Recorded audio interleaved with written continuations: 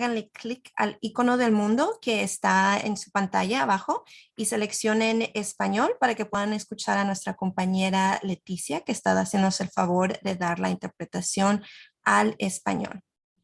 Thank you, everybody, as I'm providing instructions for our Spanish speakers who might be joining us today.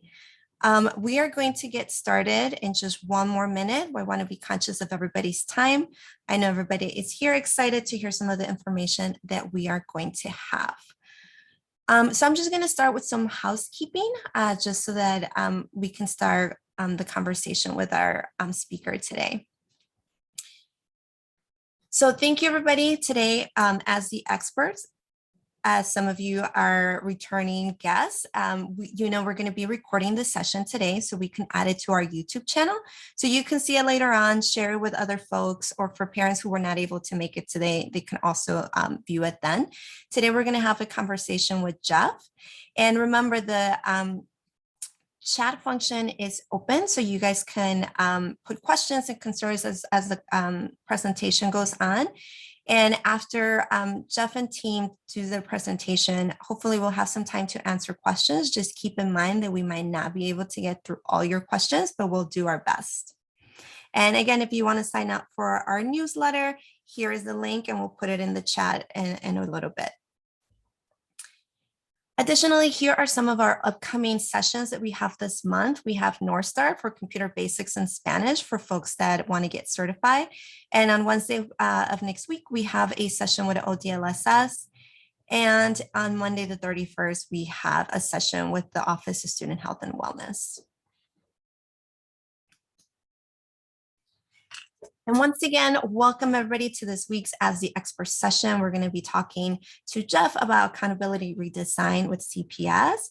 So Jeff is the Director of School Quality and Measurement. So Jeff, welcome to As the Experts. If you can unmute and introduce yourself to our parents. Hi all, Jeff Broom, Director of School Quality Measurement Research. Really happy to be here. I've been with the district close to 10 years, so I'm looking forward to this conversation. I appreciate everybody taking the time. Thank you, Jeff. And you are good to go to share your screen. Okay.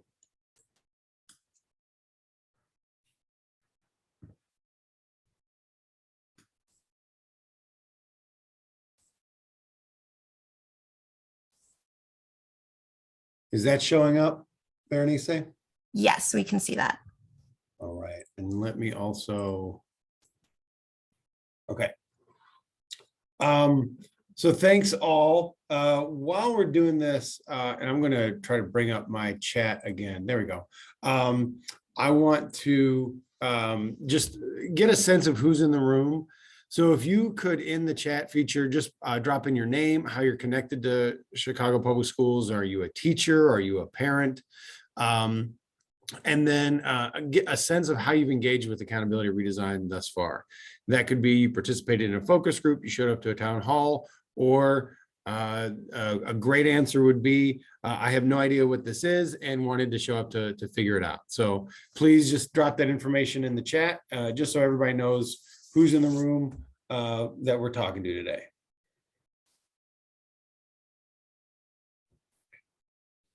I see Hal's a parent. Thanks, Hal.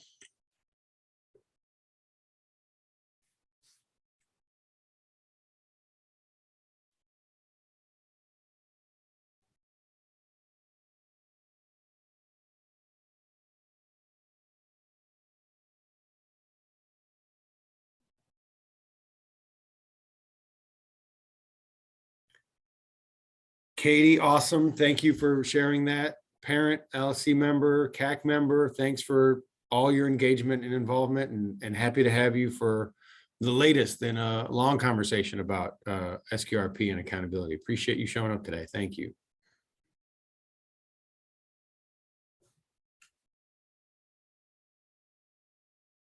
Give a few more seconds for some additional responses if folks want to share, and then we will dive in.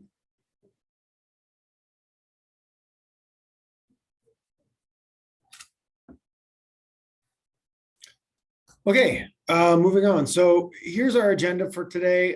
Rough time timeline for the presentation. I'm going to try to keep my comments to 20-25 minutes and leave time for us to discuss as a group. But basically what I want to talk about is just refresh on what this process is. What do we mean by accountability redesign? It's been a while since we've kind of had a public forum meeting like this. So I want to give you an update on the project. We've done a ton of work over the last year to engage with stakeholders. And so I want to give this group a sense of what we've heard so far, and then next steps, and we'll move into Q&A for the rest of our time.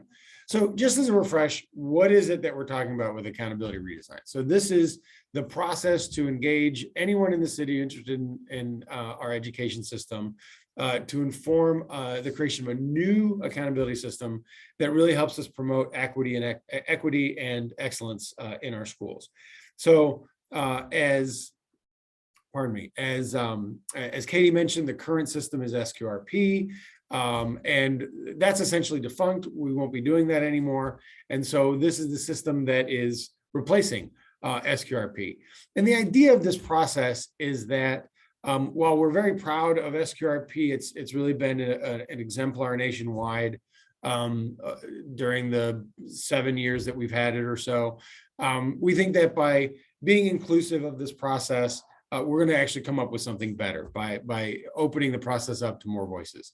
And the reason we think this is important is because the essential value of an accountability system is that when they're done well, it can really provide supports for schools and direction for the district and school leaders to drive the kinds of improvements in practice that have a positive impact on students' lives. So when we do this right, students win. And so we want to make sure that all of our stakeholders are involved in this process of redesigning it. So some of the things that we set out from the beginning to accomplish with this redesign is we hope that the new system provides a more complete picture of past systems on school performance and progress. We really want to focus on the information we need to direct the district's supports to schools more effectively. We want, we've had feedback that SQRP or previous systems were confusing. So we're hoping to make it more accessible and easier to use going forward. And then, the focus traditionally has been on school accountability. Is the school doing what it needs to do to improve practice and school and student outcomes? Well, we think the district, any school is part of a larger system, and we think there should be accountability for the district as well. So that's going to be part of the narrative of the new system. To help us create this new system, we've convened an advisory group. Berenice and the FACE team, if you could put up the link to the redesign website now, that'd be great, and maybe refresh it throughout the chat. But all the information in this process is on the website that we're going to post in the chat. But essentially, we've got 26 individuals roughly who are parents and teachers and principals and students who we've convened to help us design this new system. So the idea is that this is the group that is charged with making formal public recommendations as to what the new system needs to look like. Senior leadership staff, i.e. CEO and Chief Education Officer, among others, will decide which of those recommendations to accept and put into a policy. And then the final approval for this new policy will be the Board of Education at a public vote. But this is the group that's charged with recommending what should go into that policy. So some of the things that they've been working on are learning about, what makes a good accountability system.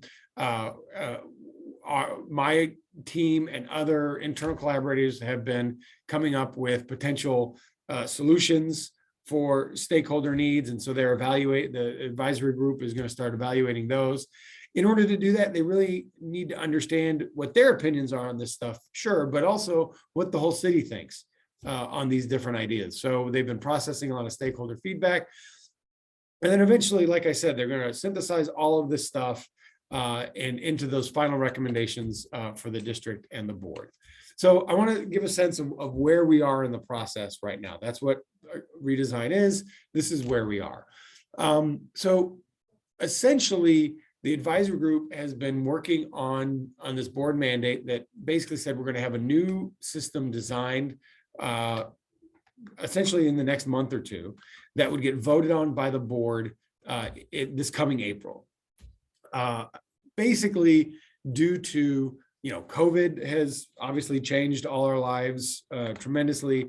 We also have obviously had this new district leadership come into the district, our CEO and others, that basically there was a multi-month period where we just weren't able to really focus on this because we were prioritizing re-engagement, reopening, all the things that are just more important than this. So essentially we've decided that we're going to take the time that we need to get this right. And we're going to take more time to develop the final policy. I'll note that while acutely it's the COVID and leadership transition delays that are driving this change, we were getting inclinations of this, that some of our stakeholders were giving us feedback at the beginning of the year before any leadership transition or anything, that said even April 2022 felt a little fast and that they wanted us to take more time. So, the exigencies of the work are such that we're going to take more time to do it right. And we want to be transparent about that. I will say that that is not an announcement I've made publicly before. Tonight, I am going to do a board presentation at next month's board meeting where everyone sort of gets that update. CACs and PACs and other groups will be getting that over the next several weeks.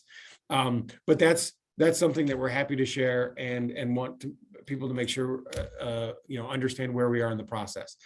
So this is not, though, the change in timeline is not, we're just kicking the can down the road and not going to do anything in the meantime.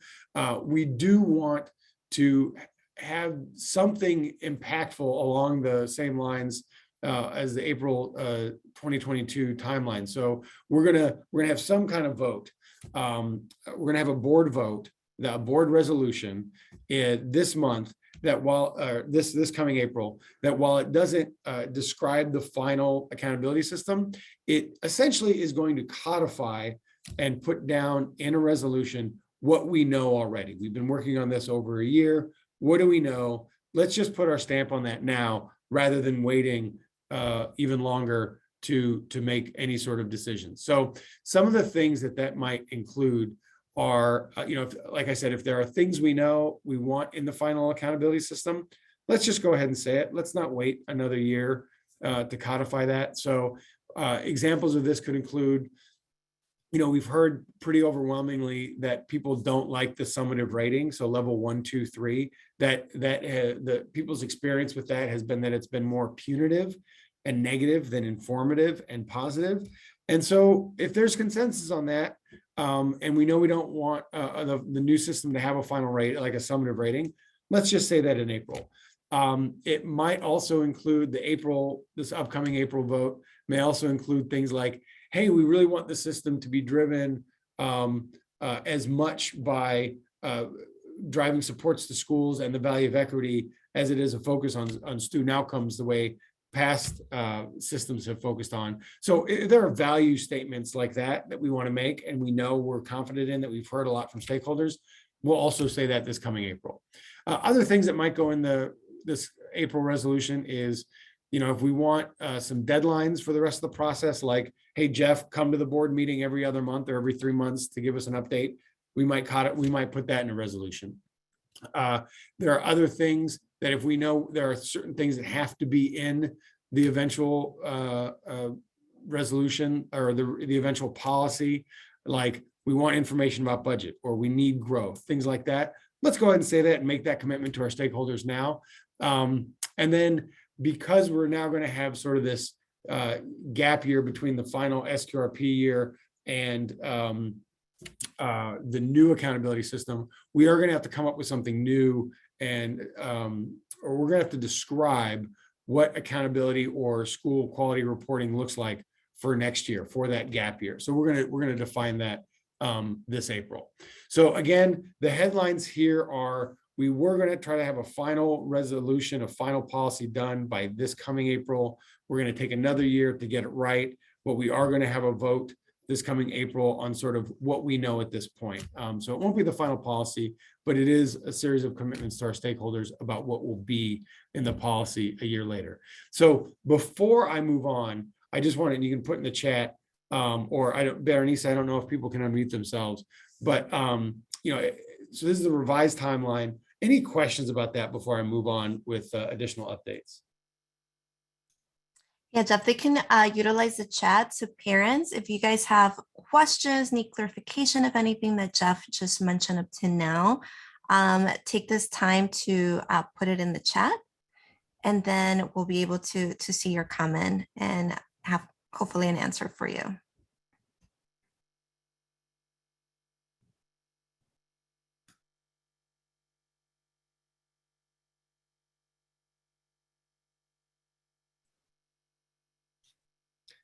I'm not a teacher by training, so I never was forced to sort of do a good job of my wait time and my just embracing the awkward silence. So I've tried to get better at that. So I'm going to give another minute and just sit here and let folks process the timeline update.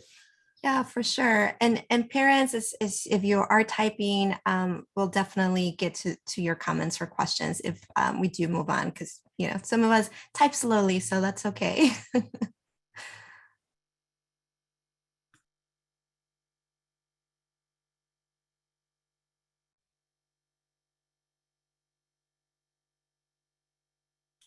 In the meantime, as parents might have questions for the new timeline that you just mentioned, Jeff, is there going to be additional opportunities for folks to engage with your team to give more feedback?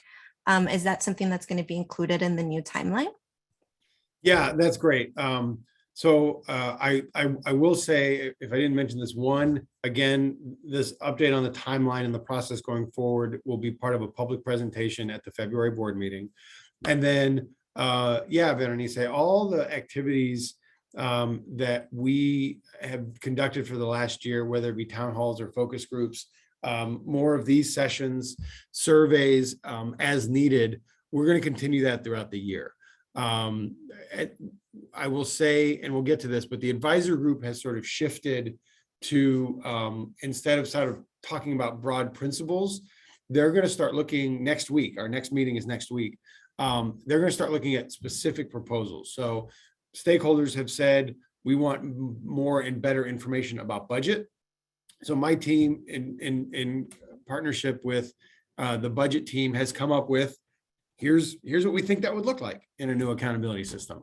And so we're going to review that internally with the advisory group, but as part of that process, where they're going to have focus groups, other ways to engage on like specific components. So we want to ask parents and students, et cetera, about, you asked for budget, here's what we came up with.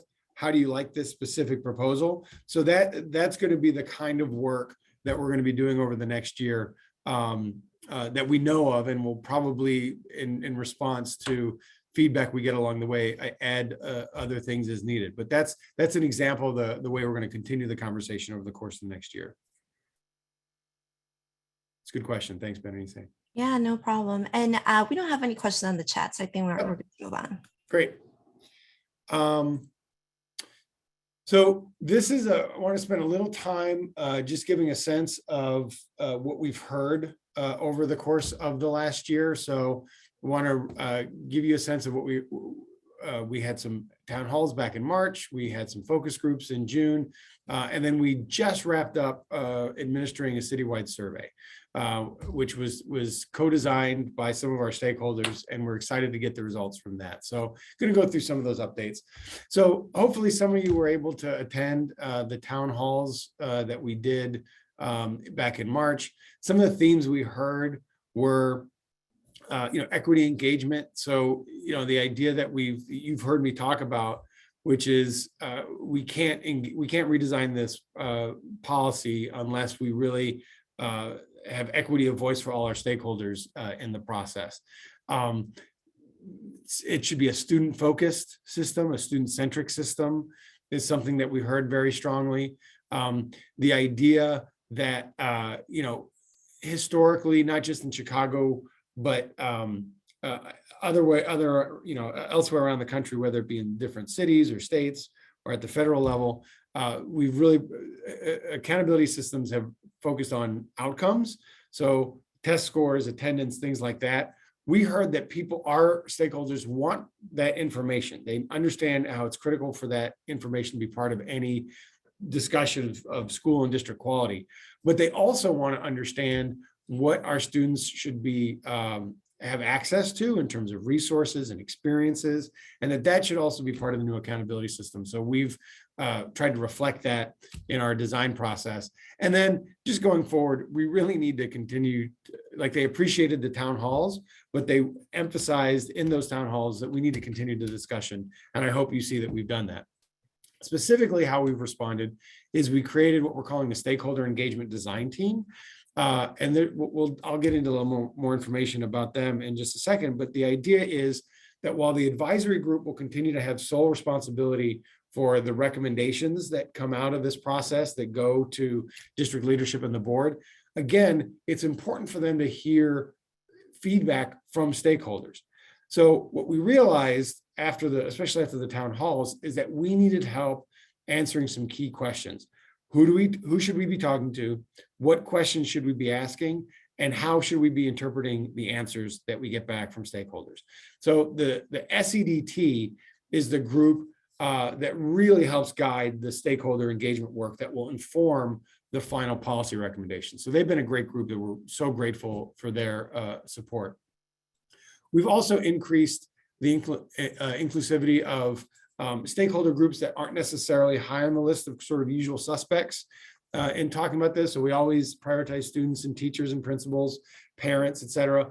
But one of the things that really came out of the stakeholder group or the town halls was, other people work in the building, right? So counselors, clerks, social workers, et cetera, they all have really important perspectives. You need to do extra work to get them into your focus groups, and we have. That was a great suggestion that came out of the town halls that we followed with. So again, here's a little information about the stakeholder engagement design team. What are the activities that we should be doing? Also engaging other people who want, like whether it's a community-based organization or other folks, if there are other people having similar conversations, reaching out and bringing them into the tent to make sure that the conversations they're having inform the policy design. And then,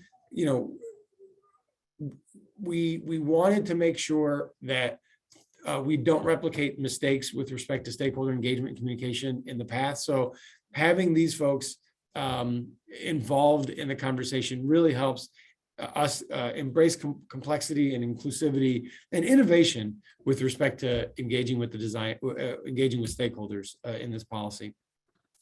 So I'll also note that on that website that we've put up there a couple of times, there's a page just for this group. So there's an advisory group page. There's also a stakeholder engagement design team page. So,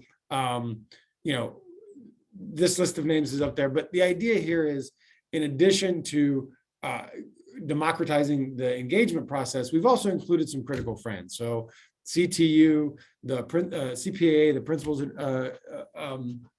Association, others who, we want to have in the room to help guide this work. So we're really proud of the inclusivity of both of these groups. So they have and will, so that's the group that has and will continue to advise on the sort of work that we need to do with you and your peers to make sure we get equity of voice in the policy design process. Another update, and I'll say that came out of the March town hall. So that was the way we responded to your feedback on how you wanted to be engaged. Another big activity that we did was in June. We did 20 focus groups, over 160 participants. We wanted to understand how folks have been impacted by accountability in the past. How do folks define quality in terms of like inputs or experiences, like what happens in the school, and then what are the outcomes that stakeholders prioritize in terms of when they think of quality. I'm not going to read this whole slide, I'll pause for about 20 seconds to renew it, but this is this also either is or will be online at that website. There's a very long report that you can go through, but these are some of the headlines. So some of the headlines are, I'll go over a couple of them, but it's the idea that it's not just outcomes, it's about inputs and experiences. That while information is important, sometimes you need to create a safe space within the school to drive that improvement. So sometimes there's information that should only be used internally rather than just kind of reporting everything. So thinking about how to prioritize that. Another big one is, again, not necessarily distinguishing between schools with respect to quality, though that's an important piece. But we also want the new system to serve as a needs assessment to drive and prioritize resources and supports equitably to the schools that need it most. So that was a theme that we heard pretty consistently from the focus groups. So I'll give a few more seconds to read this slide, and then we'll move on. But these are the big takeaways from the focus groups, which again is super valuable in case any of you were able to participate.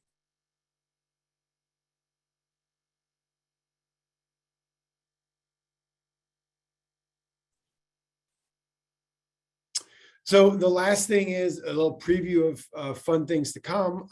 This was a flyer that we did for the survey, the citywide survey that we just wrapped up. We are going to be analyzing that citywide survey with our external research partners. We're going to be sharing preliminary results with the advisory group next month. Obviously, when we post the materials from that meeting, you'll be able to see those too.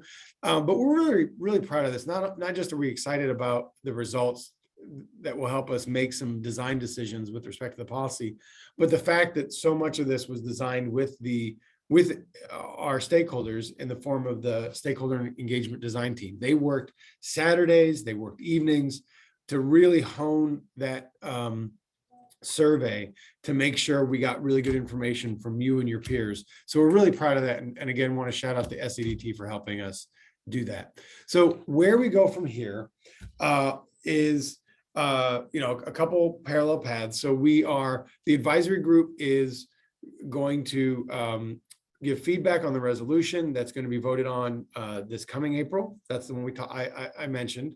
That's going to sort of set those values and codify the work to date.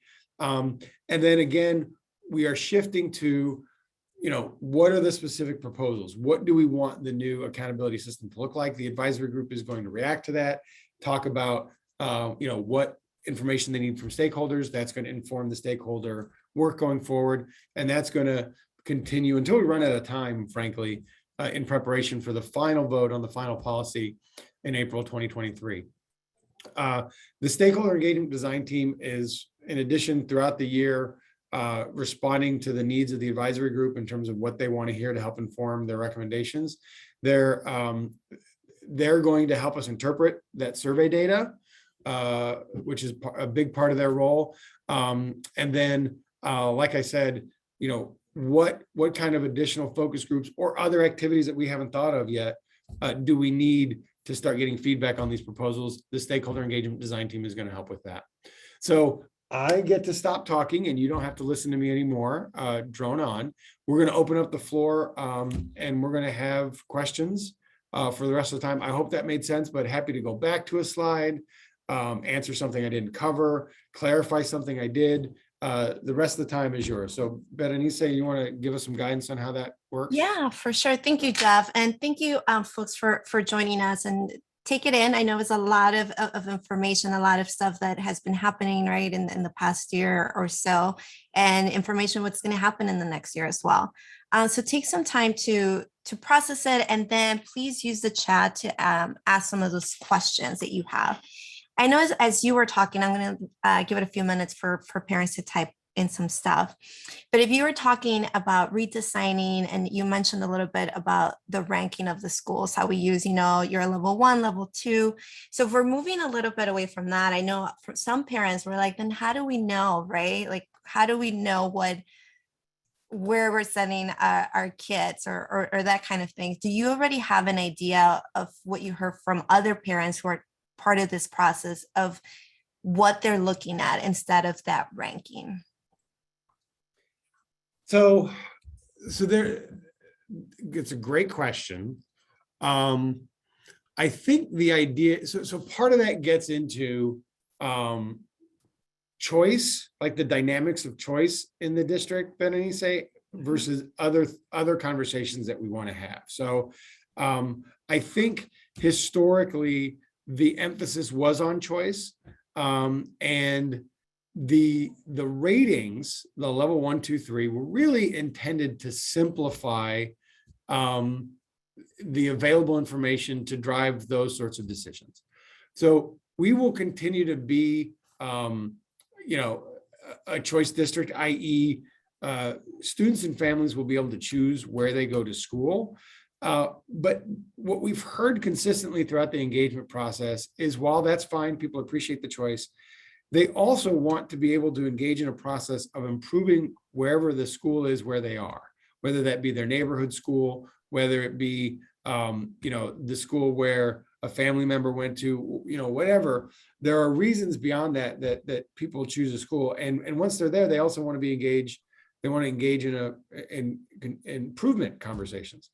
So the crux is, you need a lot of information to do those continuous improvement conversations.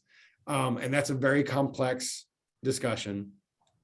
And if we're not going to summarize that in kind of a stamp or a label, then how do we do that? Because we also want that information accessible. So the thing that we're toying with, and that we will essentially market test with stakeholders to see if it works, for lack of a better term, is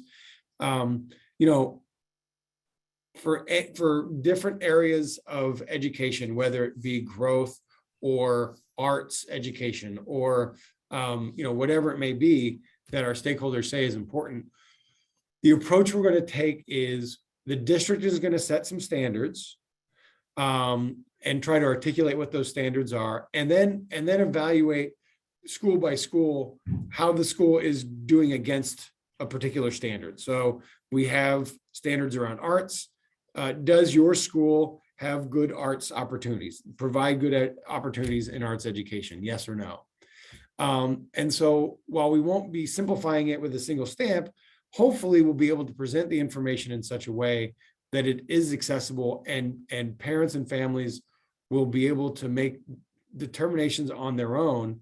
What's more important? They can focus in on that. They can get the information they need, and then they can prioritize for themselves what information they want to emphasize. And I will say, everything I said is really hard and really complex, but what's come out is that our stakeholders want us to embrace that complexity.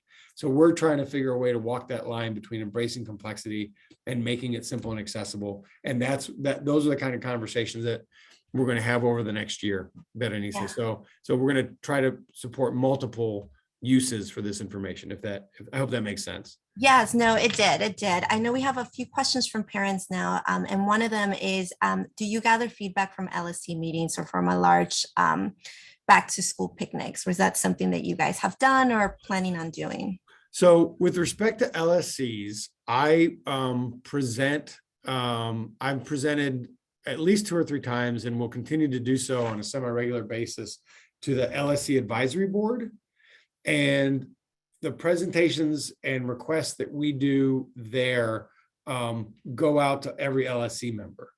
So what we've done there is primarily, because we have 500 LSCs or whatever, what we've done is we've tried to recruit from LSCs for focus groups, so that our focus groups are representative of the entire district. We've promoted the survey through LSC. So we've used LSCs as a way to engage at scale. And so that's really the primary mechanism for engaging LSC members, is through the LSC advisory board and sort of their connections.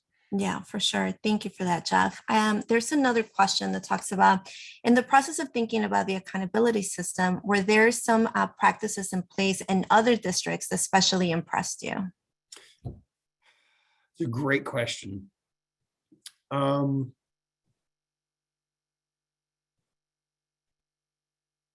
so we have some great students on the advisory group. And there's a work group from the Student Advisory Council that spent like 2 years doing like landscape analyses and stuff um, uh, uh, on accountability systems. And I think their takeaways are as good as anything I could come up with, because they're usually the students are usually the smartest people in the room when they're talking at our advisory group meetings. But like I think one of the standouts for us was New York City, in that they had a fairly clear framework. So they present a lot of information, and they don't do a summative rating, but they have a clear framework that they say, these are the things that are important, and here's how your school does in these areas. And now their framework is essentially their version of the 5 Essential Survey, because the reason the 5 Essential Survey is called the 5 Essentials is because it measures directly 5 components of climate and culture that we know lead to better student outcomes. And New York is basically, using the 5 E's to drive their system. But the idea of having, and I think we want to be a little bit broader than that, frankly, but the idea of having a framework that is clear, that sets some clear expectations, and then presents information within that context and that framework, I think is a good exemplar for us. I will say that, SQRP,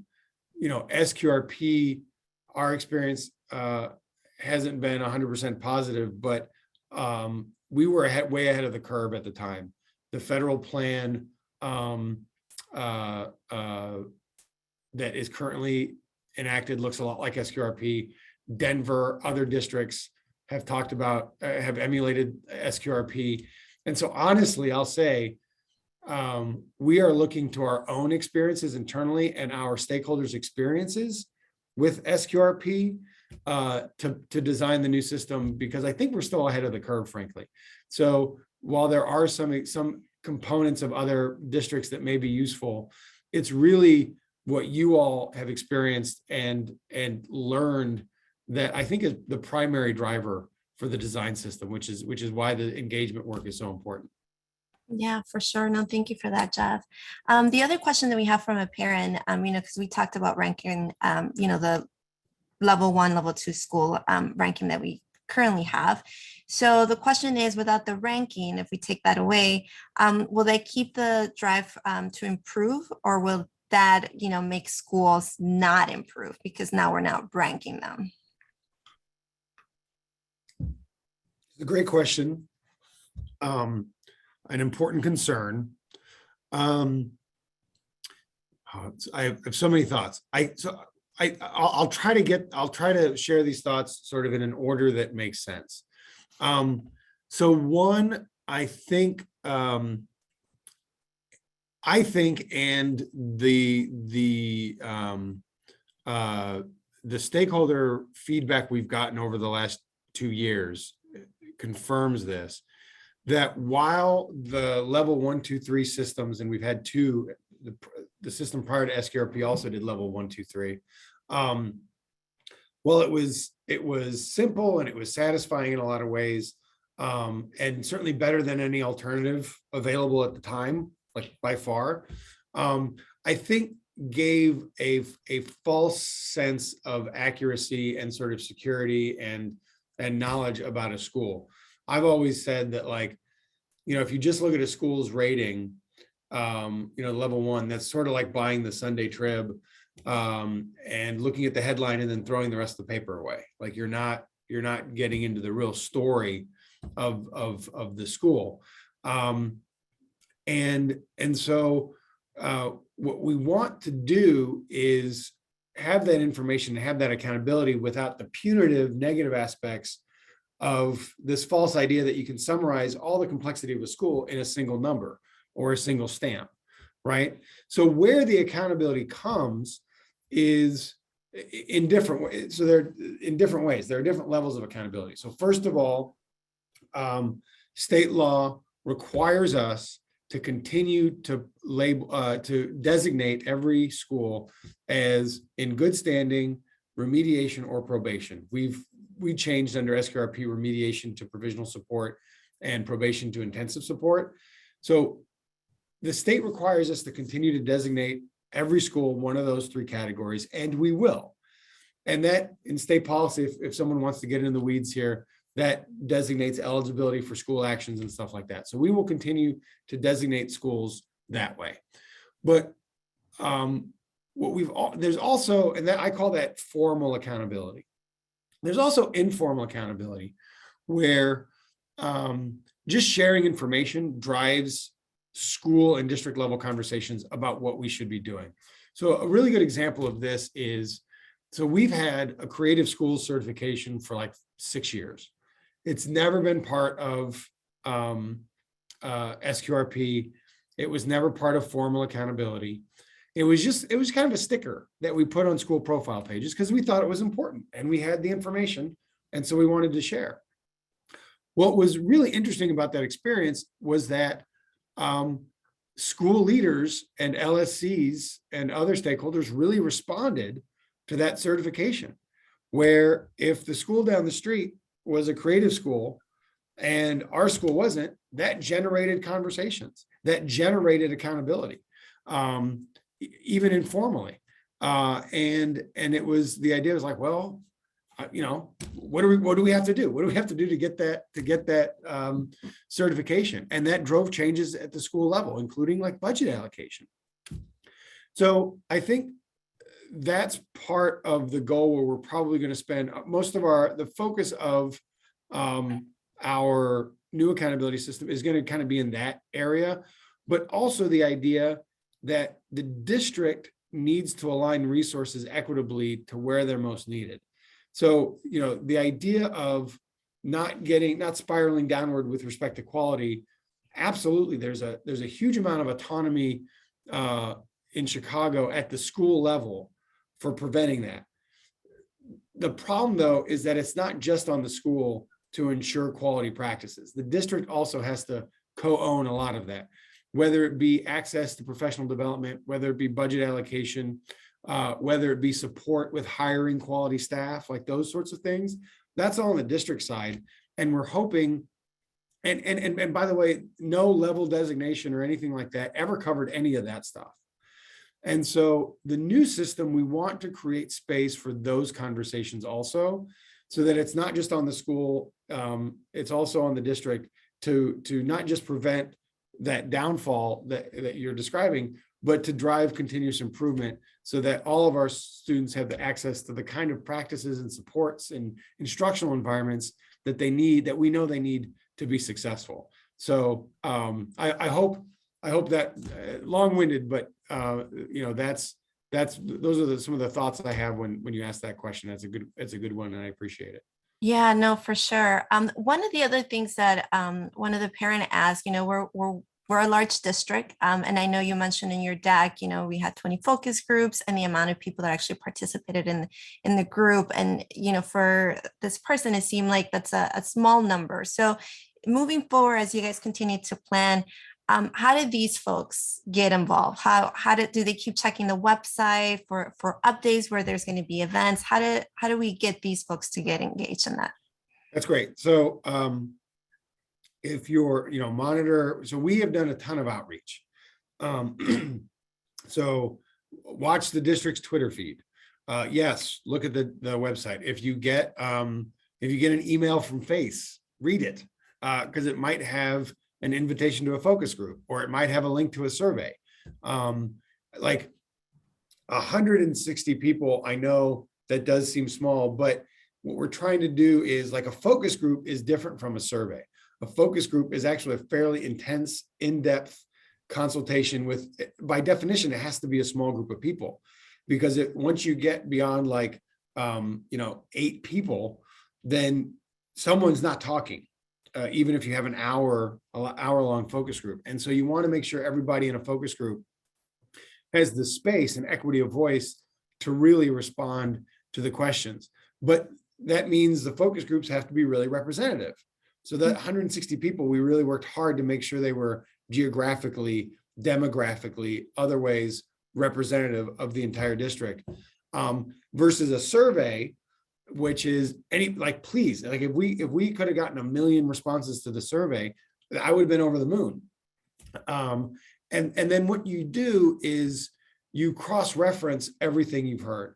You compare the focus groups and what you heard there to the survey responses, to what we heard in town halls, to the questions we hear from engagements like this.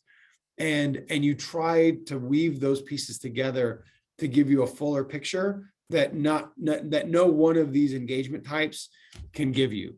So we're trying to cross-reference and triangulate and all these things to get a picture while still being able to make the policy, right? We actually got to get the work done.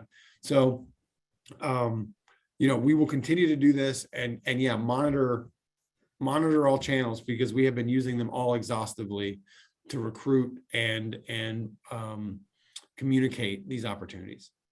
For sure. No, thank you for that, Jeff. And there's a comment here. It just it says, I appreciate Jeff's comments about the district level support that hasn't been factor integrating in the past. So thank you for that from one of our parents today.